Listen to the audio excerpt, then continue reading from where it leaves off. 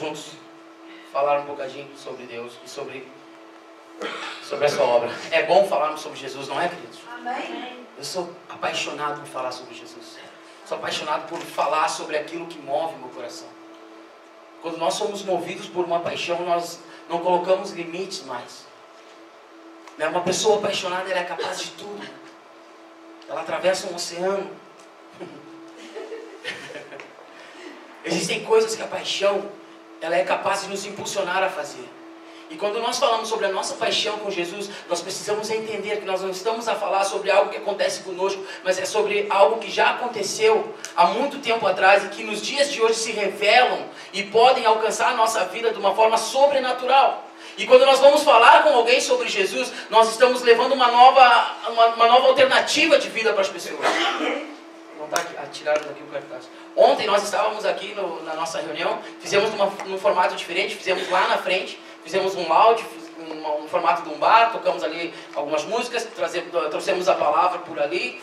Só que antes da reunião começar, eu conversava, estava eu, Josias, a Naira, nós estávamos a conversar, e a Naira falou assim, olha, nós fazíamos os abraços, cartazes com abraços grátis, não sei o que. Eu disse, Naira, vamos fazer agora. Ela, bora, vamos. Fomos lá em cima, pegamos cartolina, escrevemos abraços grátis e Jesus te ama. E fomos ali para fora e ficamos com a cartolina assim, a mostrar. Quando as pessoas estavam a passar, os carros iam passar, os carros faziam assim, faziam assim e seguiam. E outras pessoas paravam e olhavam e nós dizíamos assim, vocês não podem negar um abraço. E elas, é verdade, não tem como negar. E nós nos abraçávamos ali na frente, podemos orar com pessoas entregaram a sua vida para Jesus, através de um abraço. E aí quando nós falamos sobre aquilo que motiva a nossa vida, que é o combustível do nosso automóvel, nós vamos para frente. Nós começamos a viver algo sobrenatural na nossa vida, na nossa história. Eu estava, há 2 semanas atrás, eu fui deslocado do meu local, do meu posto de trabalho para um novo posto de trabalho. E eu estava perante um novo desafio. E quando eu estava ali, em frente àquela máquina, onde eu estava a ter formação para operar com o pessoal de Espanha, eles estavam ali falar comigo, e comecei a orar, agradecer a Deus pelaquela oportunidade, que no meio de tantos trabalhadores, eu fui selecionado para estar ali num posto de destaque, no momento. E eu comecei, Deus, obrigado por esse momento, Senhor, obrigado por essa máquina, obrigado, Senhor Deus, pela oportunidade que eu possa aprender rápido, Senhor Deus, ter aqui um bom desempenho. E quando eu comecei a orar, eu falei assim, Deus, por que Tu tens mudado a minha história? Tu me tiraste de uma máquina, me trouxeste para esta máquina, porque Tu tens mudado os meus dias. Tu tens transformado a minha realidade, Senhor. Tu és tudo que eu tenho e eu não sou nada sem a Tua... Quando eu comecei a orar, querido, eu olhei, eu já estava a chorar, olhar para a máquina. E eu assim, meu Deus, o que os espanhóis vão pensar que eu estou aqui a chorar? Que máquina linda. Não, mas é a realidade do reino invadindo o meu caos. Não tem, queridos, como nós desassociarmos a nossa vida cristã da nossa vida social. As esferas dos nossos relacionamentos, elas são completamente atingidas pela nossa vida com Cristo, amém? Nós não podemos ser pessoas influentes dentro da nossa comunidade e quando nós estamos na nossa vida, na nossa rotina diária, esquecemos de quem nós somos em Cristo. Porque tudo aquilo que nós fazemos na nossa vida, tudo aquilo que no nosso dia a dia é nos dado, e todas as tarefas que nós temos para executar, elas fazem só sentido quando nós trazemos a presença de Jesus para elas. Amém. Se eu quero fazer uma tosta mista para minha esposa, eu trago Jesus também para fazer comigo. Senhor, obrigado, Senhor. E nós vivemos uma vida agradecendo a Deus, e já não há mais uma separação daquilo que é a nossa vida cristã com a nossa vida lá fora. Amém, querido? E quando nós passamos a perceber o que acontece nessa fusão, nós vamos entender o que é o resumo de toda a nossa história. E é o nome da minha pregação. Vai subir no 13. Vocês querem ver? 1, 2, 3. 3,1. 3. É tudo sobre Ele. O resumo da minha palavra hoje para vocês é tudo sobre Ele. Todas as nossas decisões, nosso pastor tem falado sobre o sim, sobre o não. Tudo aquilo que nós vivemos é tudo sobre Ele, sobre Jesus. Se não houver Jesus na equação, nada faz sentido. Se nós não tivermos a presença de Jesus em tudo aquilo que formos fazer, não faz sentido a nossa vida. Amém. Eu fiz anos, a semana passada, no domingo passado. Hoje eu completo 34 anos e uma semana de vida. 34 não, 33, olha.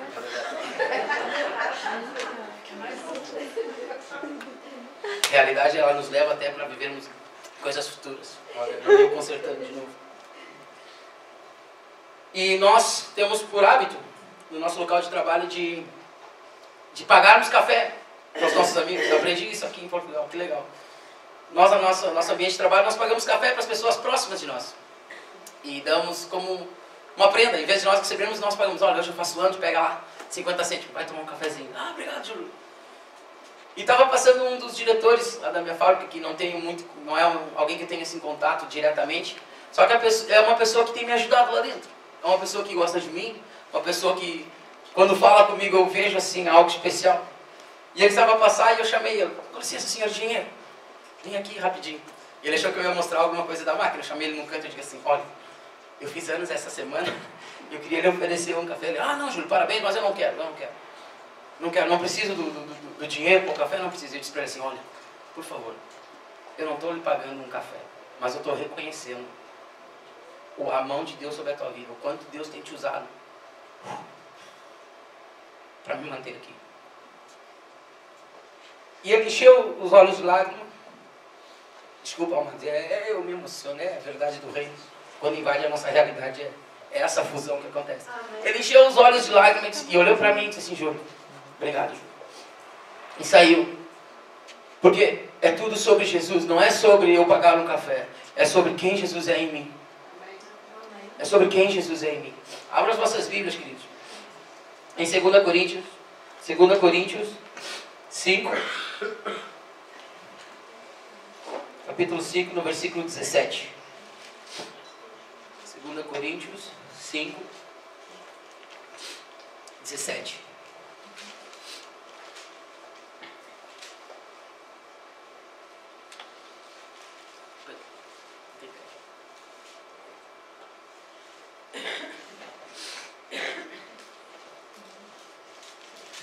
Amém?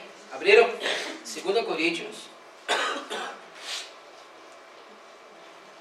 capítulo 5, no versículo 17. A minha Bíblia diz assim: portanto, se alguém está em Cristo, é nova criação. As coisas antigas já passaram, eis que surgem coisas novas. Tudo isso provém de Deus, que nos reconciliou consigo mesmo por meio de Cristo e nos deu o ministério da reconciliação. Ou seja, que Deus em Cristo estava reconciliando consigo o mundo, não levando em conta os pecados dos homens, e nos confiou a mensagem da reconciliação. Diga assim, reconciliação. Então portanto, se alguém está em Cristo Jesus, nova criatura é, e as coisas velhas passaram, e eis que tudo se fez novo. Quantos estão em Cristo Jesus? Amém. E essa paixão que precisa mover os nossos corações, essa certeza de que estamos em Cristo Jesus, precisa nos trazer passos firmes de fé. E não uma oscilação na nossa caminhada com Cristo. Sabendo, a Bíblia me fala que as aflições do tempo presente não se podem comparar com a glória de Deus que em nós há de ser revelada. Ou seja, existem aflições do tempo presente. Existem situações que querem deitar abaixo a nossa fé. Querem derrubar a certeza de quem Jesus é e de que nós estamos nele. E que as coisas velhas ficaram para trás. Mas aí, Julinho, as situações começam a se levantar e começa a ficar difícil. Aí eu começo a colocar em causa quem eu sou, começo a colocar em causa a minha vida cristã. E os meus passos já não são os mesmos. Eu já não consigo caminhar como eu caminhava um tempo atrás. Então eu pego essa palavra e vejo que quando eu estou em Cristo Jesus, nada mais pode me deter.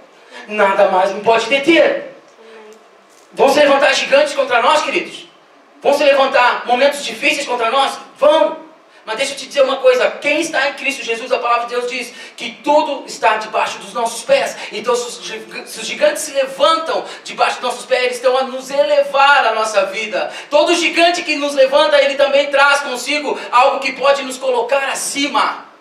Entenda isso nessa manhã, meu querido. Se existem situações difíceis a se levantar, é porque Deus quer te levar para um outro nível. Deus quer te levar para um nível onde não é a tua força, não é o teu conhecimento que te vai auxiliar a sair de lá, mas é o próprio Deus que vai se revelar em graça, amor sobre a tua vida. Amém. E quando nós ganhamos a batalha, nós então ganhamos autoridade sobre o assunto. Jesus, o que Ele quer nos dar, queridos? Ele quer nos dar autoridade sobre o assunto. Como é que Jesus tem autoridade sobre a morte? Porque Ele passou pela morte, não é verdade? Quando nós passamos pelas situações, nós então somos levados a termos autoridade sobre aquilo que vamos falar. Eu gosto de falar sobre coisas que eu já vivi.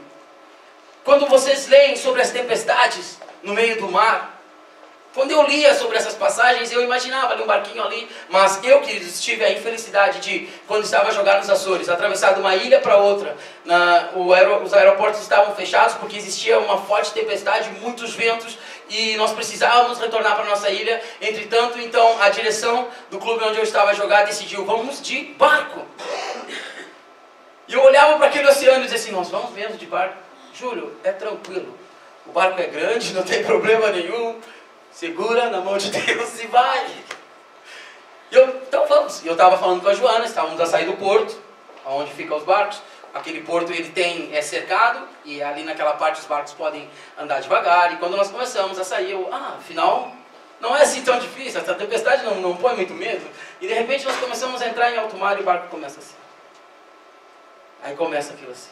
Aí de repente quando eu olho, eu estava a falar com ela no telefone, eu disse assim, Joana, eu vou ter que desligar. Eu te amo muito. Se não nos vemos mais, nos encontramos no céu. Queridos, o barco fazia assim, um lado ia lá embaixo, eu via assim o mar aqui, aí de repente o barco ia lá em cima e eu via o mar lá do outro lado. E eu fiquei naquilo assim, imagina assim, a subir e descer toda hora, eu olhava para lá, olhava para cá.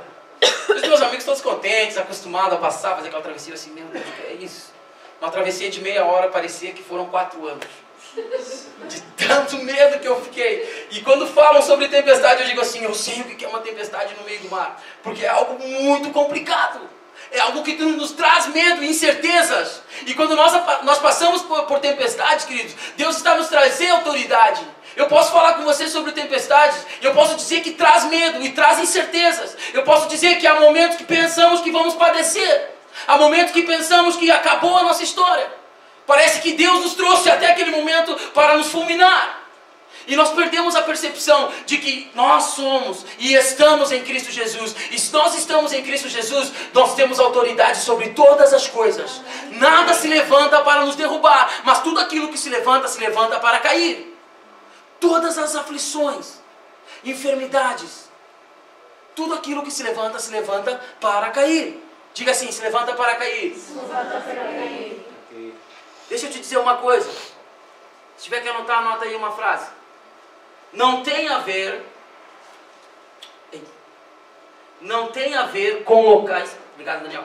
Não tem a ver com locais ou lugares altos, ou com dificuldades e tempos difíceis, mas com a capacidade de vê-lo em todas as circunstâncias. Vou falar mais uma vez. Não tem a ver com locais ou lugares altos, ou com dificuldades e tempos difíceis, mas com a capacidade de vê-lo em todas as circunstâncias. Vamos lá, deixa eu te explicar como é que é isso. Eu estava ali, naquela máquina, num lugar de honra. Eu consegui perceber que foi Jesus que me levou para aquele lugar. E é fácil nós pegarmos aqui o testemunho e falar, né? Irmãos, eu estou num trabalho, sou muito abençoado. Deus, Ele é fiel, Deus vai ser fiel na sua vida, assim como Ele é fiel na minha vida. E amém, igreja? Vocês podem aplaudir ao Senhor, e a igreja toda aplaude. Mas eu chegar aqui e dizer, irmãos, está difícil.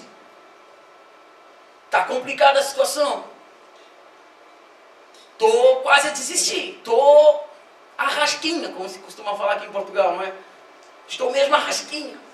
Mas eu quero dizer para vocês que a razão de eu não abandonar tudo é porque eu vejo Jesus nessa aflição da minha vida. Nós temos a capacidade de enxergá-lo aonde ninguém vê. E é isso que diferencia aqueles que estão em Cristo Jesus. Porque nós já não somos criaturas que tem somente como certeza o nosso conhecimento, as nossas forças, mas nós temos o conhecimento que todas as coisas são possíveis em Cristo Jesus. Amém. Nós temos a certeza e o conhecimento de que o Senhor é o nosso pastor e nada nos faltará. Amém. Que ainda que a gente passe por um vale de depressão, um vale da sombra da morte, nós não temeremos mal algum, porque Ele está conosco. Amém? E é isso que eu quero dizer para vocês. Tenham a capacidade de enxergar a Jesus aonde vocês estão. Talvez a situação está difícil, meu irmão. Mas eu quero te dizer, tenha capacidade e tenha bons olhos, porque Cristo tem preparado para ti caminhos de paz e não de mal, para te dar o fim que desejais. Os planos não são nossos, não é verdade? Os planos são nossos, queridos? Não. Os planos são de Deus, sobre a nossa vida. Quando nós nos submetemos a Jesus, nós estamos a dizer assim: Senhor, eu aceito aquilo que Tu tens para mim. Senhor, é isso que Tu tens? Eu quero ir. Mas eu só vou se Tu não me abandonares. Se Tu não me deixares, eu irei. Há 2 anos atrás, quando eu recebi aquela pior notícia da minha vida, que meu pai tinha uma enfermidade para a morte, e eu não tinha nada para fazer, e quem me conhece sabe a ligação que eu tenho com meu pai, foi complicado, foi o pior ano da minha vida. Foi um ano onde pensamentos para abandonar tudo vinham constantemente. Aí vocês vão dizer para mim assim: mas não parecia. Ai, sério, Julinho? Você estava tão bem disposto. Mas há momentos da nossa vida que nós temos que lutar contra as dificuldades que querem apagar Jesus da nossa história. Precisamos ter atitude para não rejeitarmos a nova criatura que nós somos. Sempre confiarmos que Jesus Cristo tem uma alternativa para nós. Diga assim: Jesus Cristo tem uma alternativa. Deixa eu dizer uma coisa para vocês. A palavra não diz assim que Jesus ele era o caminho. Obrigado, irmã Elizabeth, é isso mesmo. Jesus ele é o caminho. Ainda que eu erre, existe ainda um caminho. Ainda que eu possa passar por dificuldades, existe ainda um caminho. Enquanto houver possibilidade, esse caminho estará sempre disponível para mim. Esse caminho estará sempre disponível para pessoas que ainda não sabem uma direção. Pessoas com os corações inflamados. Pessoas por dentro a sangrarem, a sofrerem, a viverem um caminho de angústia, a se questionarem muitas coisas e colocando em causa a própria vida. Por que existe o suicídio? O suicídio não é uma alternativa para tirarmos a vida. O suicídio é algo para calar as dores que vão dentro das pessoas. A depressão é algo que vem para matar o agir de Deus na vida das pessoas. As pessoas não se suicidam porque não amam a vida. Elas se suicidam porque estão cheios de problemas. E aí a gente pergunta: onde é que Deus está nisso tudo? Onde é que Deus estava quando houve aquele massacre em Suzano, no Brasil, onde 2 adolescentes entraram com uma pistola e mataram um montão de pessoas? Onde é que Deus está quando os terroristas invadem as igrejas na Nigéria e assassinam todos os cristãos? Aonde é que Deus está nisso tudo? Aonde é que Deus está quando o órfão é abandonado? Quando o estrangeiro não tem aonde dormir? Aonde é que Deus está? E culpamos Deus, olhamos para Deus e dizemos: na verdade esse Deus não existe. Onde é que Deus está quando a minha conta chega e eu não tenho dinheiro no banco para pagar? Onde é que Deus está quando o meu vizinho, coitado do meu vizinho que eu amo tanto, quando ele perdeu a filha num acidente, onde é que Deus estava? Deixa eu te dar uma verdade aqui.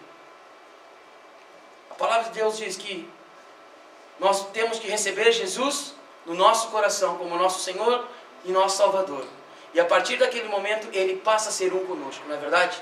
Amém. Ou seja, o reino de Deus, Ele habita onde? Em mim. Ele habita em nós, isso mesmo. O reino de Deus está onde? Em nós. Então a pergunta vai ser diferente: aonde é que tu estás? Se Deus está em ti, eu te pergunto: aonde tu estás?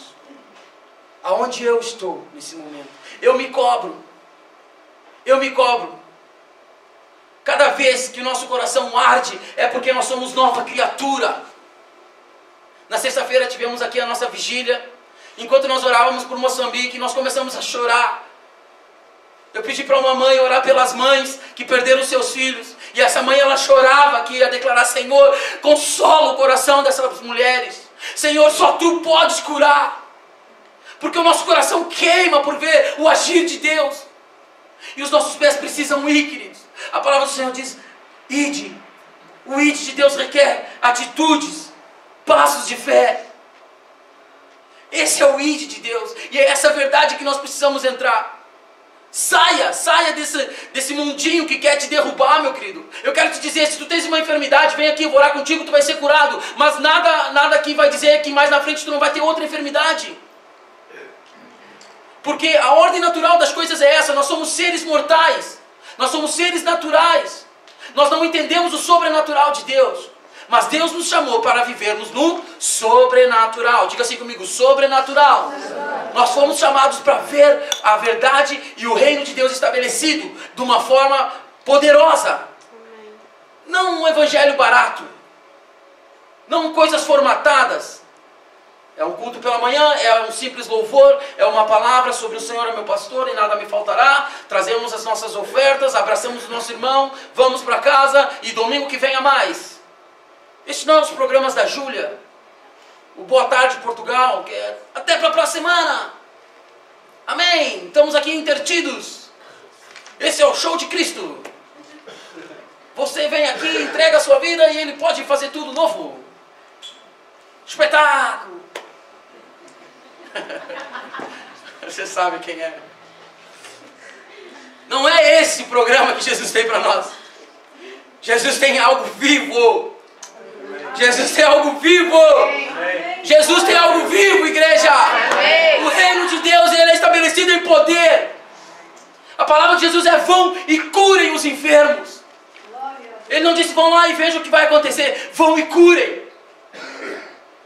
A parte de ir é nossa, a parte de curar é com Ele. Há coisas que são nossas e há coisas que são com Ele. Nós não conseguimos mostrar o poder de Deus. Essa parte é com Ele, Ele que é poderoso. Nós simplesmente acreditamos e confiamos e temos fé que Ele pode fazer as coisas.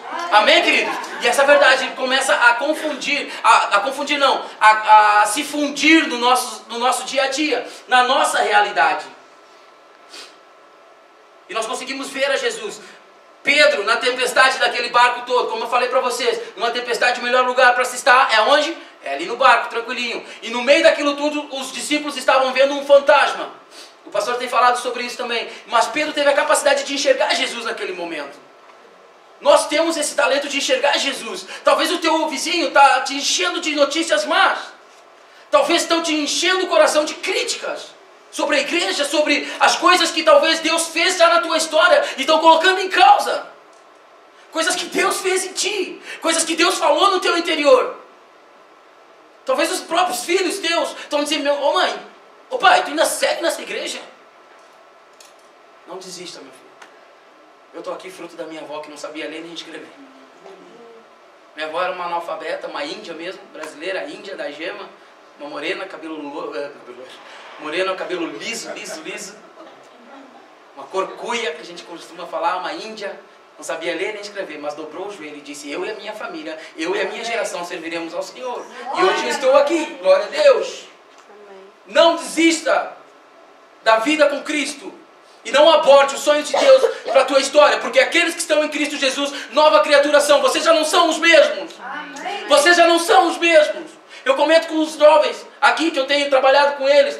Vocês podem dormir com um rapaz, uma rapariga, mas quando vocês conhecem Jesus, vocês voltam para aquela cama, vocês vão sentir nojo daquilo. Vocês vão sentir nojo de estar numa discoteca. Vocês vão sentir nojo em estar a fumar, a beber. Não porque é proibido, não é proibido. É porque existe uma nova vida em Jesus. E as coisas velhas ficaram para trás. Já não fazem parte da nossa história. Já não faz parte da nossa história murmurar. Faz parte prosseguir.